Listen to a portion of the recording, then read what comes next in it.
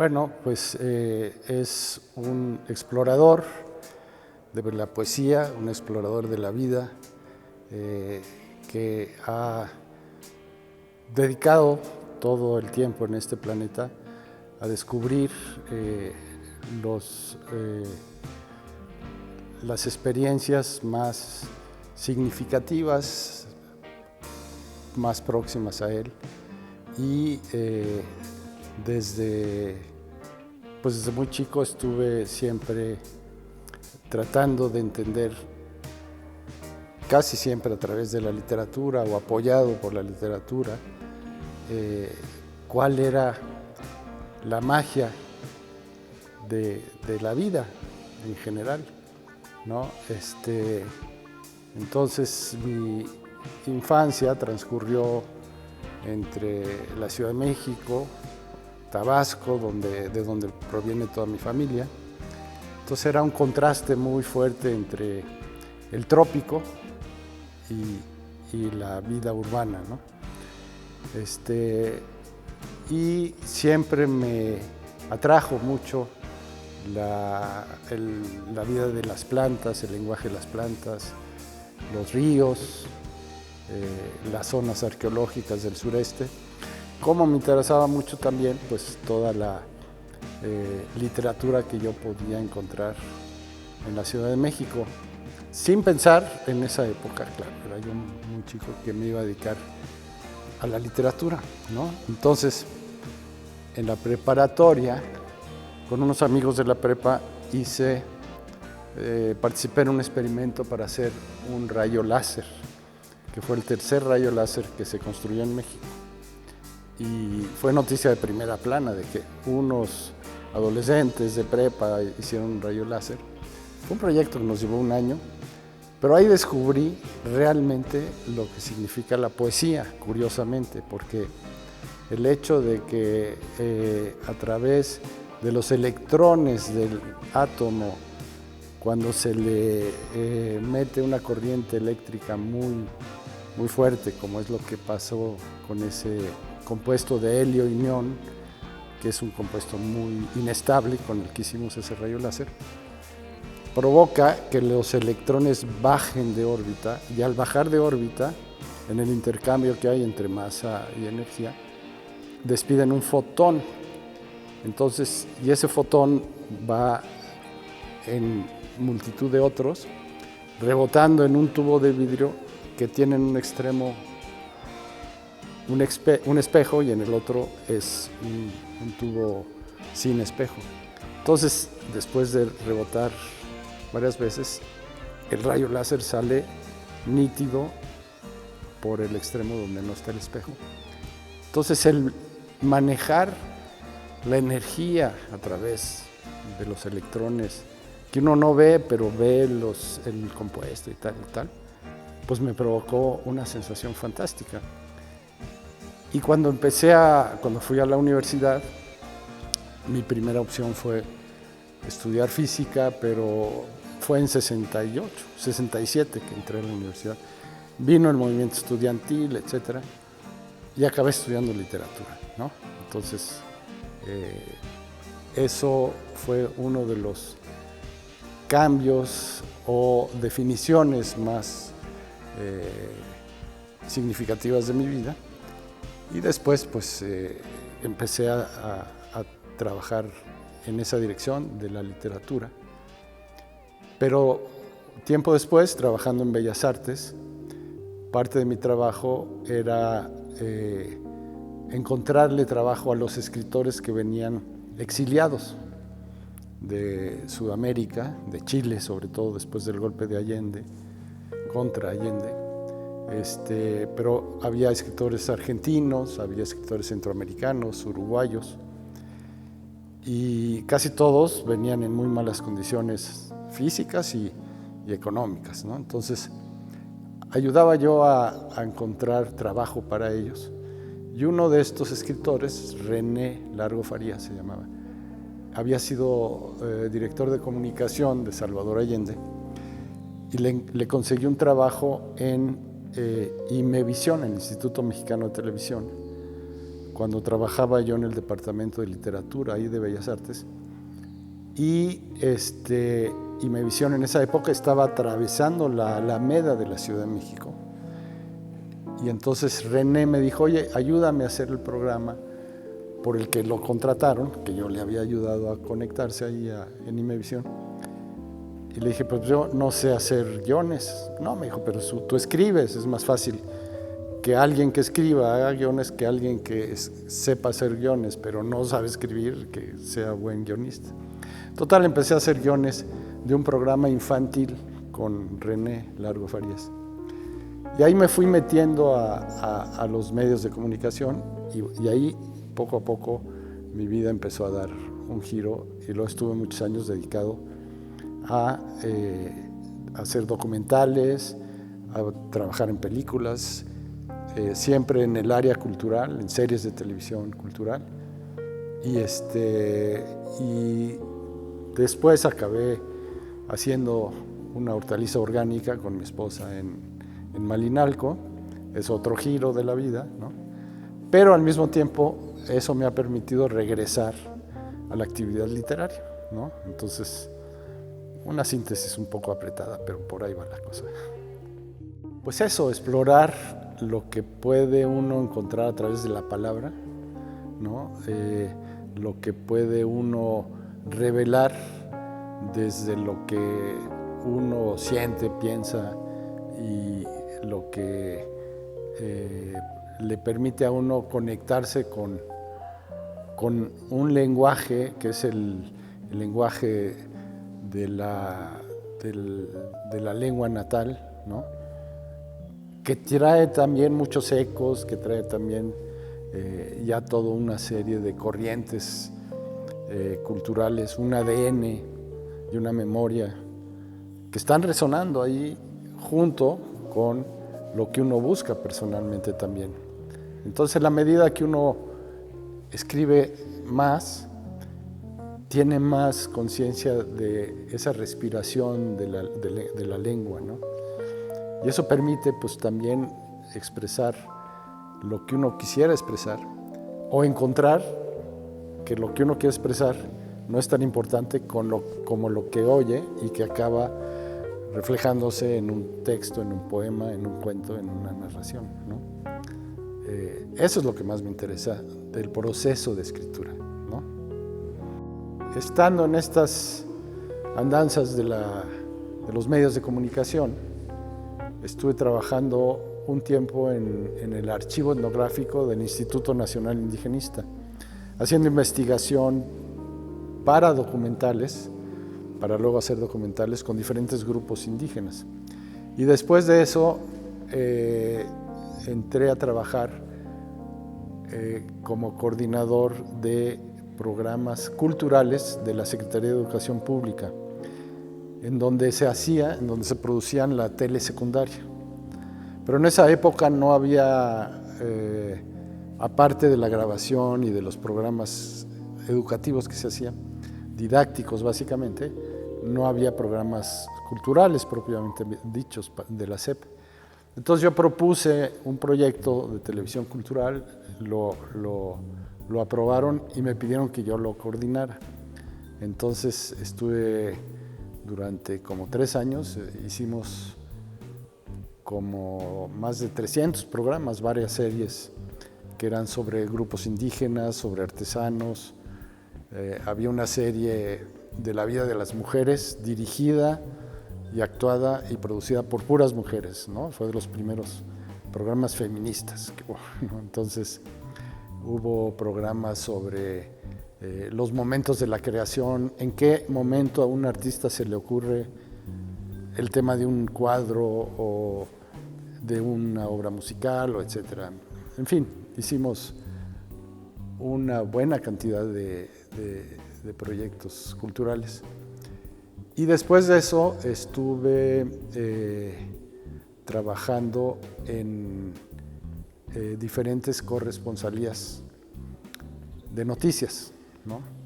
A raíz del temblor de la Ciudad de México,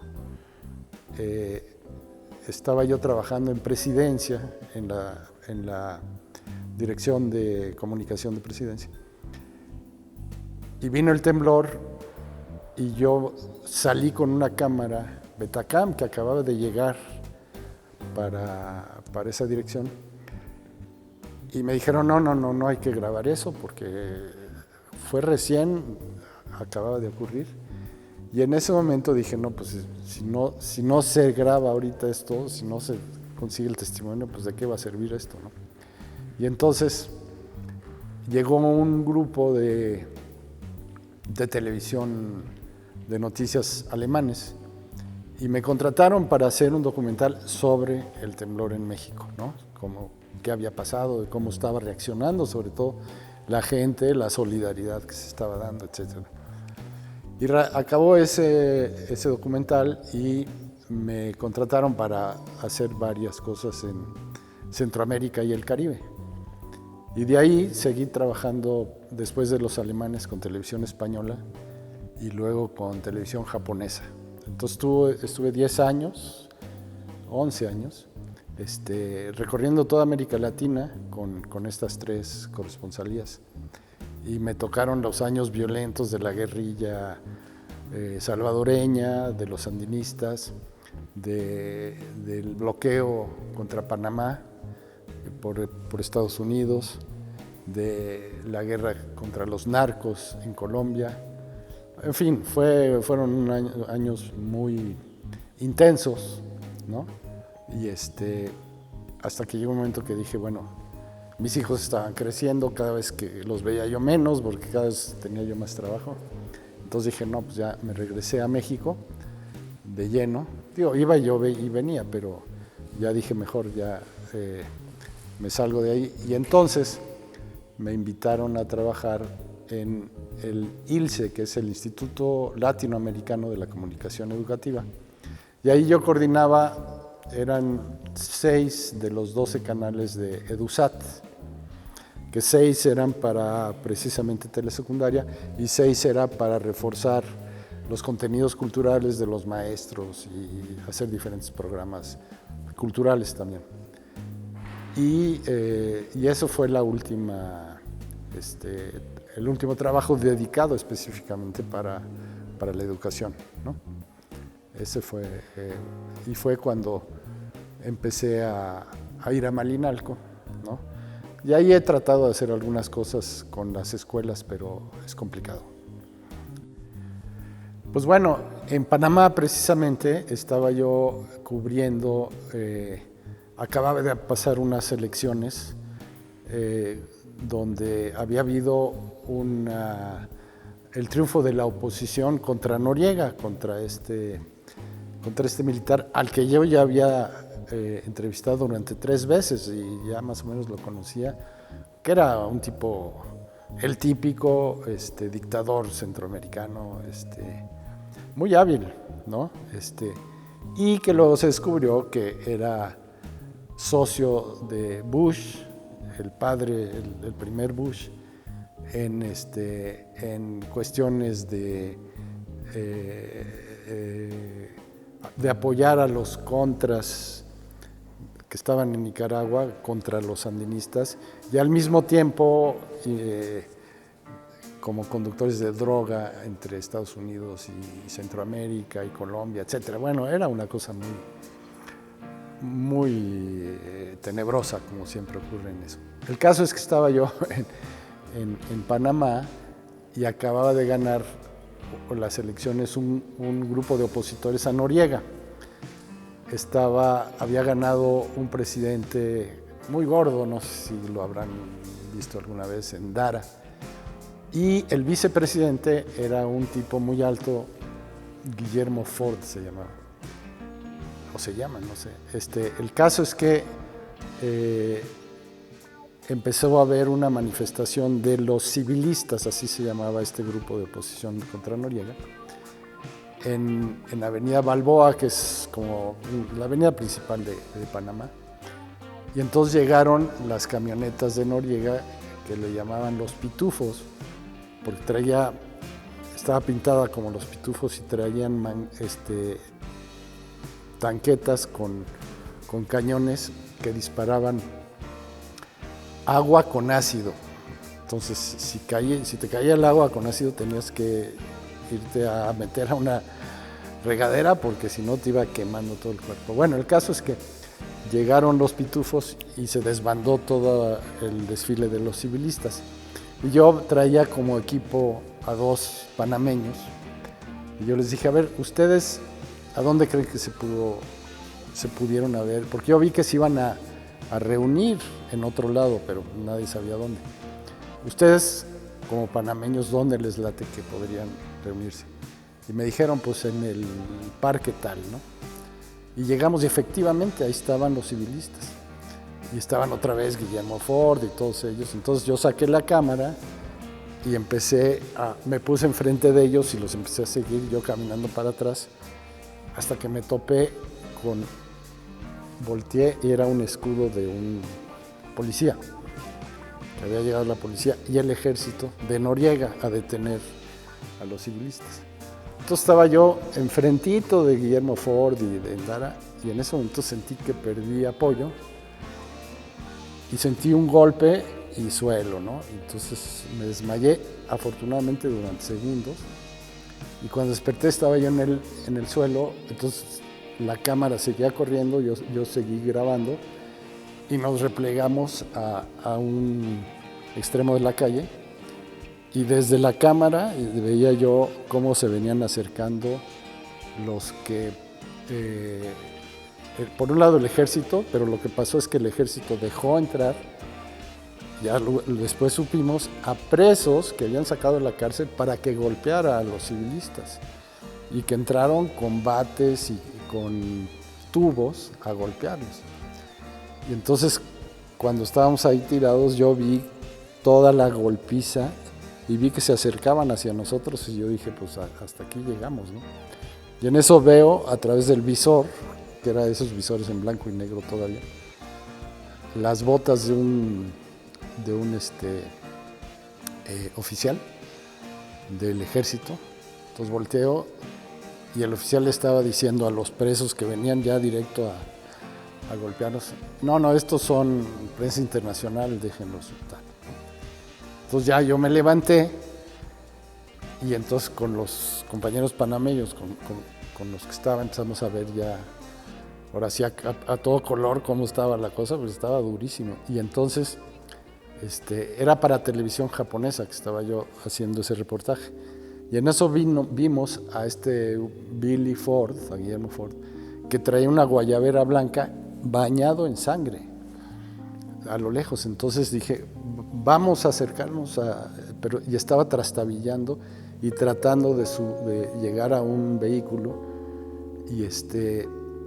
y cuando estábamos caminando hacia allá llegó otro tipo a golpearlo. Traíamos nosotros una cámara que tenía todavía una manguera para conectarla a la unidad de grabación donde estaba el cassette. Entonces con ese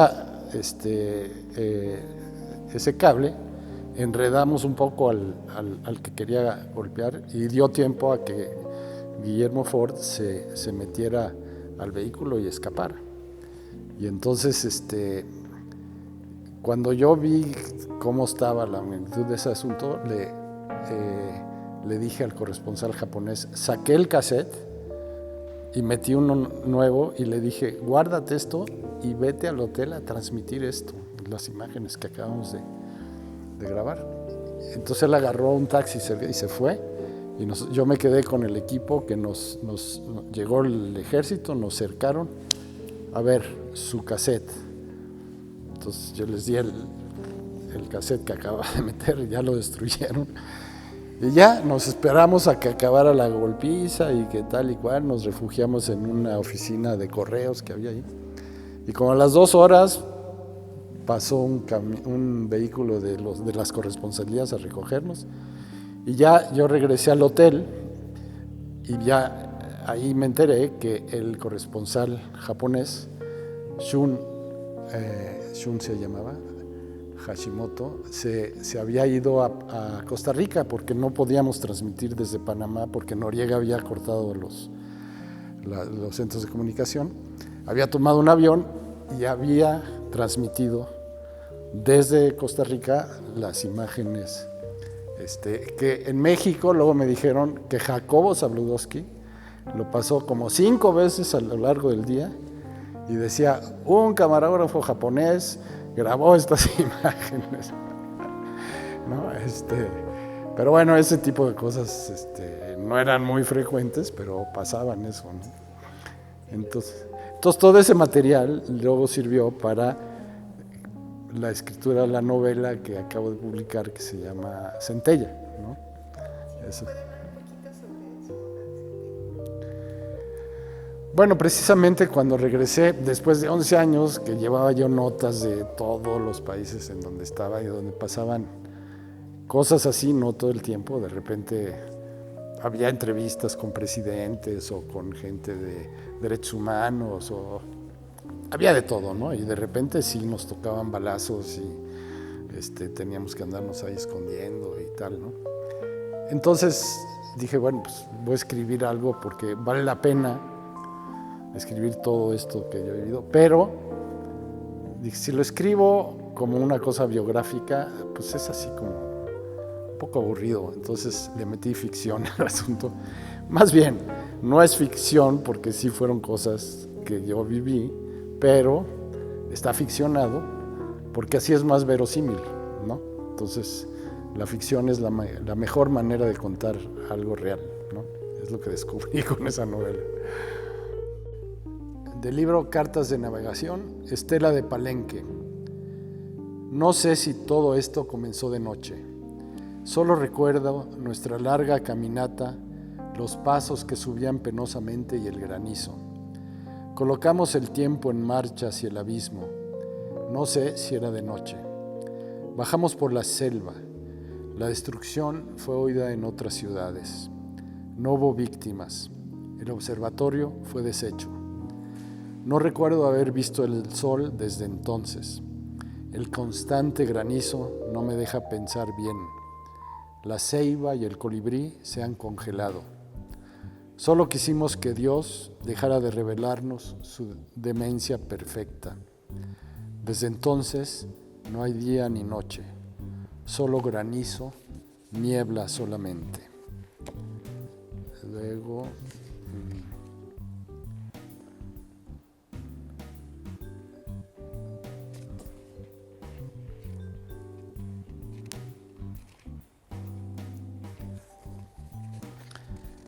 de conversatorio de Yaxchilán, que era la época que cuando venía yo a México acampaba yo en Yaxchilán, pero era cuando también hacía yo reportajes sobre la guerra, sobre todo El Salvador. Y esto es de esa época, que dice, esta guerra tampoco será desmemoriada.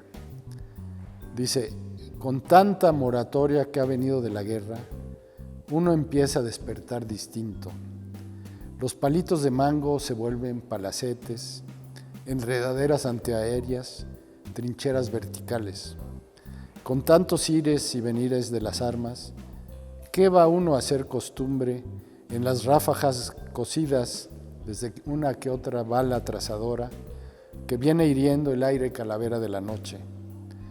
Con tanta moristoria por vivirse, las ceibas se cargan de sombras más densas, como si sembraran un racimo de cipotes por cada combatiente echado al vuelo de las peores tempestades. Pero este viento de plomo habrá tal vez un día otra blújula en la rosa renaciente, y todos estos montes y marrones asuntos serán del agua viva de la tierra, el corazón que se incendia bajo la luna, o el cañaveral que no solo crece como alambique amargo, sino como cáscara de luz que le zumbe el frío a la tristeza. Todo empieza a sonar como una tumba ronca cuando se enloquece el tiempo. Y otra vez arroz, melocotones, en aguas de pupusa, desde los maizales donde nace la flor enardecida. Es que aquí nadie se va a morir, si de por sí nadie viene a salir vivo.